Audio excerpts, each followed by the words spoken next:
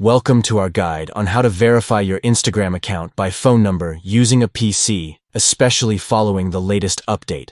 Let's get started. First, visit your Instagram account on your PC. Make sure you're logged in to the account that you want to verify.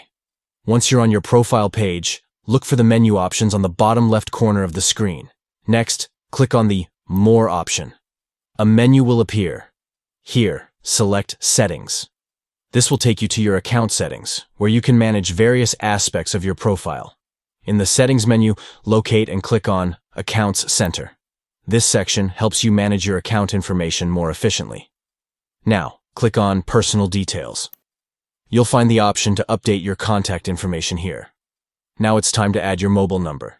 Click on Contact Info, then select Add New Contact. Choose the option to add a mobile number. You will be prompted to enter your phone number.